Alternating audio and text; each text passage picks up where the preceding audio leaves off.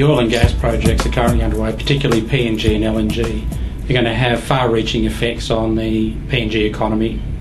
That's even before we get to first gas production. And what that means, or what's resulted is, from this project, is the additional work that has come to set up those projects, so the production facilities, the pipelines, and even on the mine sites. So engaging sort of local communities, landowner groups, to make those businesses successful even from day one. This is not without its challenges, in particular in terms of skilled labour shortages, and obviously the challenges of the infrastructure within PNG in moving plant and equipment, people around the country to remote locations to support those oil and gas projects. Another benefit is in terms of the creation of jobs, but not only in oil and gas industries, but also in the sector supporting the oil and gas industry, so transport, communication, retail and construction. All these areas within the economy are growing substantially to report and support these substantial projects and investments from foreign internationals. In terms of some of the other projects and problems that I perceive, you've got what happens with the world economy, what happens with China and commodity prices. Does that demand continue, so therefore underlies or underpins the financial viability of the projects, not only the ones under process at the moment, but those which are going through their feasibility and exploration programs for the long term. What happens with Europe and the Eurozone? Are we going to fall into another sort of GFC2, which will impact on the demand for products, and not only within the region but also sort of globally, which is crucial to the long-term support and financial viability of the projects that we're talking about here. There are substantial impacts here. I think the first one is not only sort of the short-term impacts of sort of the jobs which it's created, and the need for local content, the education of employees and training them and upskilling those employees to support these projects. But in the longer term, there's the royalties from these projects. The LNG project on its own, or the PNG LNG project on its own, is going to double the country's GDP.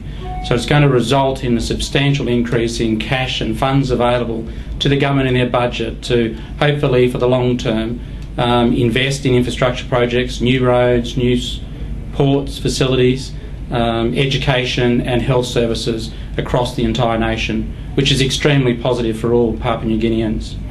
In terms of continued strong employment, so therefore creating sort of more access to jobs for Papua New Guineans, which obviously influences the sort of the wealth and the economy. And then finally, potentially, so the discussion around creating a sovereign fund. So putting money away for the long-term growth and the long-term future of PNG well beyond the completion of these projects.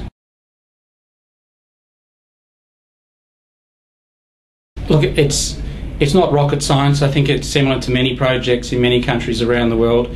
It's early and often engagement with communities that are impacted by those projects. In particular in PNG, social mapping at the very early stages of the projects, engaging with the clans and the villages that are ultimately impacted, and where possible in terms of engaging them for local content.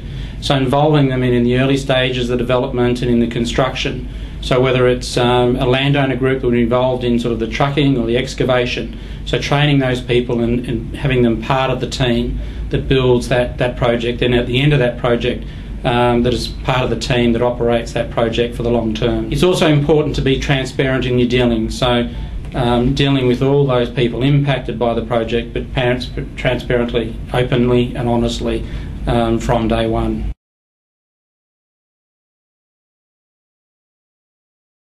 And firstly, an overview of an economy in transformation. These oil and gas projects are going to have a significant and long-term financial impact on all Papua New Guineans and the nation. It is going to effectively sort of double the gross domestic product of this economy, which is almost unheard of globally in these type of environments. An overview of the key drivers, economic drivers for growth for PNG, talking about sort of the local economic impacts, but also the impact of the global economy, including sort of impacts from the current sort of Euro crisis, and are we potentially going to fall into a GFC2. A commentary, quite a detailed commentary around the creation of the private sector and the impacts that is having from these projects, oil and gas projects, on the economy. Touch on sort of some of the risks to it, risks to the growth around sort of the social and political stability requirements around GFC2, and some of sort of the social issues that may come for these projects from the long term. Then touch briefly on what are the other transactions in the pipeline. There are a significant number outside the oil and gas industry resources projects that could see substantial and increased growth in the economy for the long term. And finally, an overall summary of what the outcome is of these projects and what it means for all Papua New Guineans, or what it means for Papua New Guinea.